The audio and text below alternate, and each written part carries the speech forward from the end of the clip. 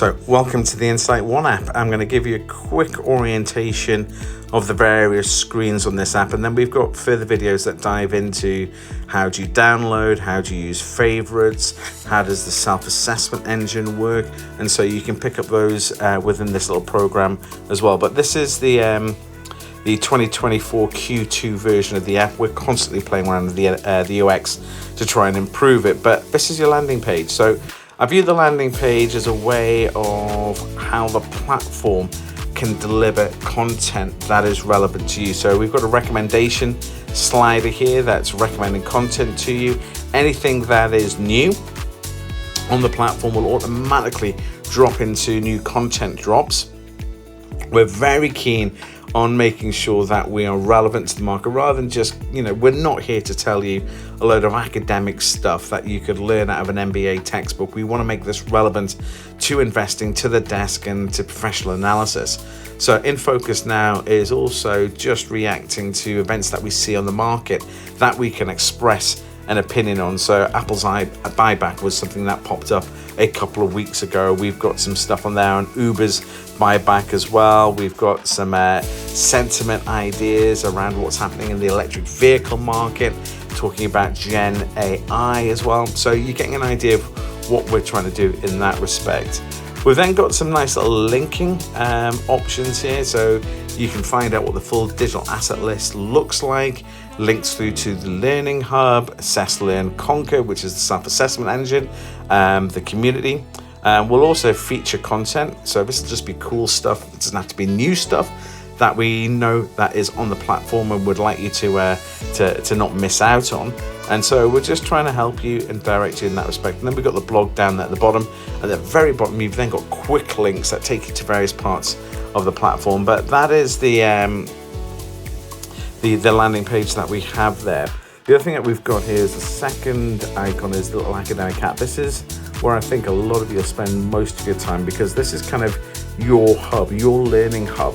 And we're bringing all of your content in there in terms of the favorite courses, anything that you are assessing yourself on. We've also got the downloads.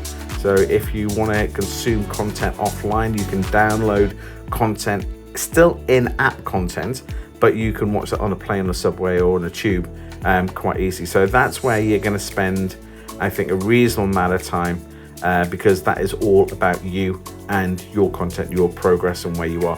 And then you've got the progress statistics at the top there.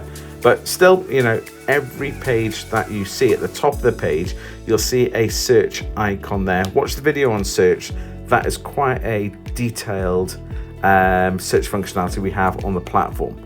Then the magnifying glass is navigate. So that takes you to the navigate page. So what we've tried to do here is group all of the assets, because that's always a problem you have with these platforms when you've got so much content, is making sure people can find the content that they would like to consume easily. So we've just given you a way of finding this content by using subject areas as the navigation tool. So we've grouped things into areas of accounting analysis. You've got financial modeling, valuation, thesis building, art and science of investing. If I clicked on that, for instance, and you can see you've got kind of sub-subject areas just on that label there. So we're covering ESG, thematic sector insights. If I click that, art and science of investing starts to pull that content in for you. So thematic sector insights, investment thesis building, neuroeconomics and investing, decoding the greats, the ESG pathways that we have.